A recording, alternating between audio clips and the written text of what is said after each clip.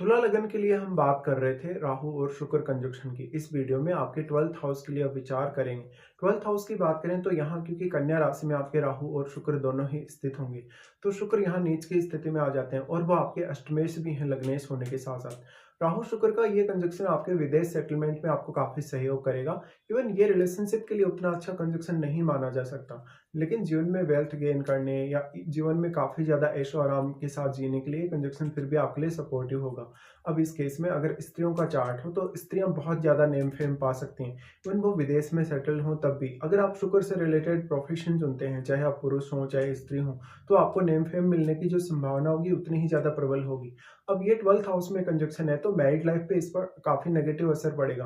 पुरुषों के केस में देखा जाए तो क्योंकि शुक्र उनके लिए उनकी वाइफ के भी कारक हैं, तो इसलिए आपका किसी और से रिलेशनशिप होना, इवन आपका मैरिज के बाद डिवोर्स होना, सेपरेशन होने के चांसेस काफ़ी प्रबल होंगे।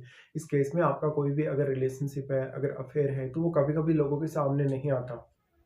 अगर ये कंजक्शन स्त्रियों के केस में उनके चार्ट में अगर बनता है, तो वो काफ़ी ज़्यादा खर्चा करने वाली होंगी, अपने जीवन को बहुत ज़्यादा सुख-सुविधाओं के साथ जीने वाली होंगी।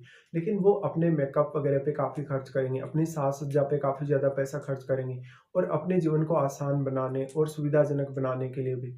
ऐसे में स्त्रियों को नेम-फेम मिलने की संभावना इसलिए ज़्यादा होगी क्योंकि शुक्र स्त्रियों को ही रिप्रेज़ेंट करते हैं। बट पुरुषों के केस में यहाँ पे पार्टनर से चीटिंग होने की संभावना उतनी ही ज़्यादा प्रबल है। और पुरुषों के केस में इस बात की संभावना भी काफ़ी ज़्यादा प्रबल है कि वो अपने पार्टनर जिसको वो चुनेंगे, उससे वो संतुष्ट नहीं होंगे, तो आपका किसी अदर से रिलेशनशिप होगा या अफेयर होगा या इवन आप मैरिज होने के बाद अपने पार्टनर के साथ विदेश में जाके सेटल होंगे। अब जो शुक्र है यहाँ पर वो आपको पाश्चात्य संस्कृति की तरफ लेकर जाएगा धीरे-धीरे, या वो आपको दूसरे कल्चर के लोगों के साथ काफ़ी ज़्यादा अटैच करेगा।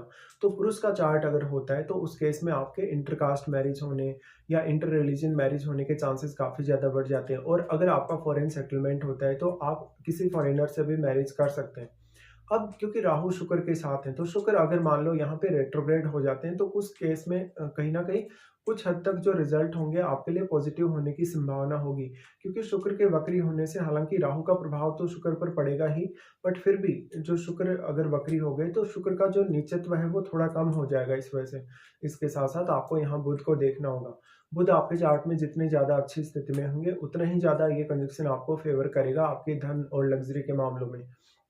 लेकिन यहाँ सबसे ज़्यादा रिस्क आपके जो रिलेशनशिप होंगे, इवन मैरिज के बाद किसी और के साथ आपका अफेयर वगैरह है या रिलेशनशिप वगैरह है उसको लेके, इवन अपने पार्टनर के साथ भी। तो अब जो आपका पार्टनर आएगा, जो आपकी मैरिड लाइफ में जो आपका जीवन साथी होगा, वो आपसे बहुत ज़्यादा खर्चा करवाने वाला हो सकता है, या पुरुषों के केस में पार्टनर पूरी तरीके से चीट करने वाला हो सकता है। वो अपना कोई ना कोई रिलेशनशिप छुपाएगा, अपनी वेल्थ छुपाएगा या अपनी कोई ना कोई ऐसी हिडन बात छुपाएगा। इस हिसाब से देखा जाए तो स्त्रियों के केस में कभी-कभी कुछ सेक्सुअल डिजीजेज़ भी सामने आती हैं। अब यहाँ पे राहु और शुक्र के साथ कोई भी अन्य ग्रह अगर स्थित है, तो उस ग्रह को भी आपको उतना ही ज़्यादा प्रायोरिटी देना चाहिए। क्योंकि अगर राहु या शुक्र के साथ यहाँ इनका कोई भी मित्र ग्रह बैठेगा, तब आपको ये कंजक्शन और भी ज़्यादा सपोर्टिव होगा। बट अगर मान लो यहाँ पे कोई भी ऐसा प्लैनेट है जो राहु या शुक्र का मित्र ग्रह नहीं है, तो उस केस में आपको सबसे ज़्यादा नुकसान होने की संभावना होगी।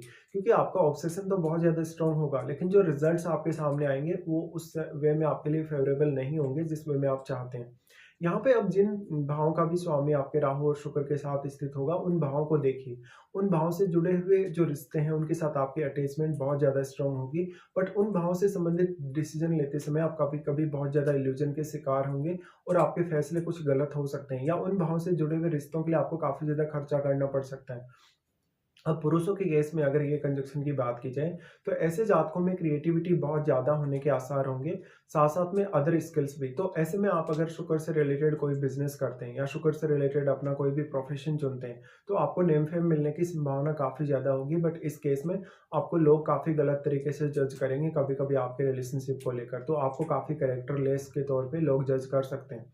यहाँ पे अब अगर किसी भी फायरी प्लैनेट का प्रभाव है, जैसे अगर सूर्य का है, मंगल का है, तो उस केस में आपकी जो अपेक्षाएँ हैं रिलेशनशिप को लेकर या अफेयर वगैरह को लेकर, वो और भी ज़्यादा प्रबल होती हैं। स्त्री का अगर चार्ट हो, तो स्त्री होने के केस में वो कहीं न कहीं बहुत ज़्यादा पैसे कमाने वाली, पैसा अर्जित करने वाली हो सकती है। इवन स्त्री का लगातार कोई न कोई डायरेक्टली इनडायरेक्टली जो कनेक्शन है फॉरेन से हो सकता है।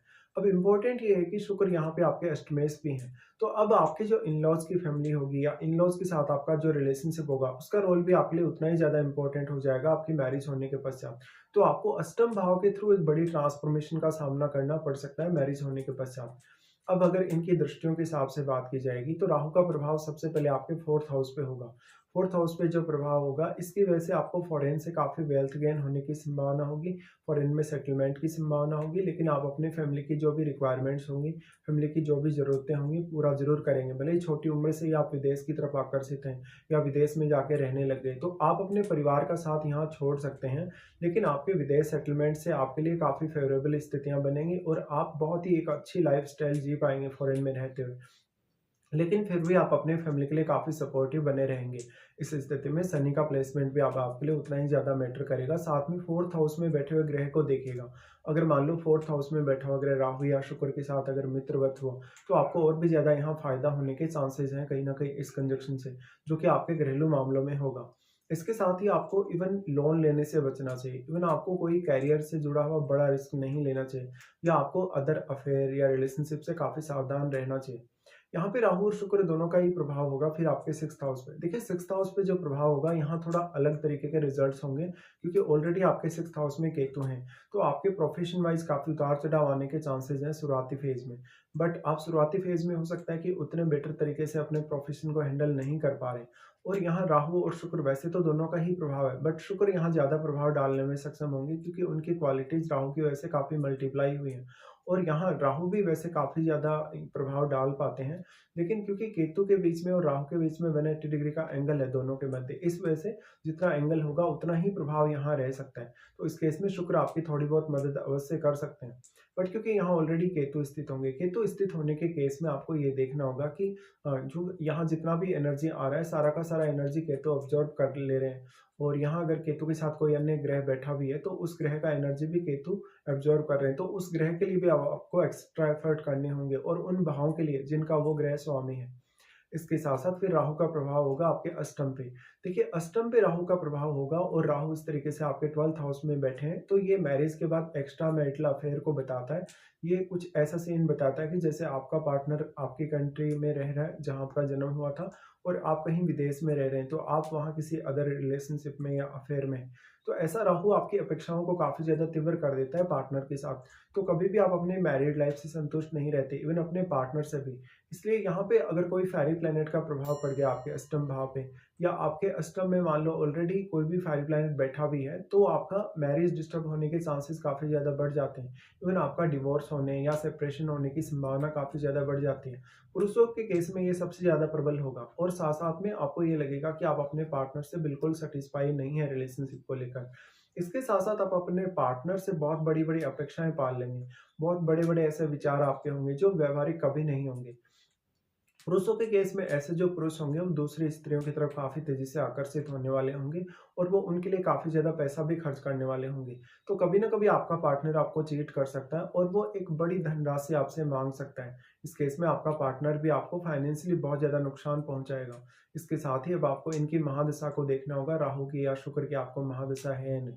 अगर इनकी महादशा होगी तो ये सारे के सारे रिज़ल्ट्स आपको काफ़ी स्ट्रांगली देखने को मिलेंगे और आपकी महादशा अगर है तो उसमें आपकी एज का भी उतना ही ज़्यादा इम्पोर्टेंट रोल होगा साथ-साथ में, लेकिन ये पुरुषों के लिए काफ़ी ज़्यादा अट्रैक्टिव बनाता है ये कंजंक्शन उनको। साथ में अगर वो फॉरेन में सेटल हों तो ज़्यादा प्रसिद्धि प्राप्त कर सकते हैं। बट उनका जो कैरेक्टर है कहीं न कहीं उनका जो रिलिजन है, उनकी जो थॉट प्रोसेस है उसके चेंज होने की संभावना काफ़ी प्रबल होगी इस स्थिति में।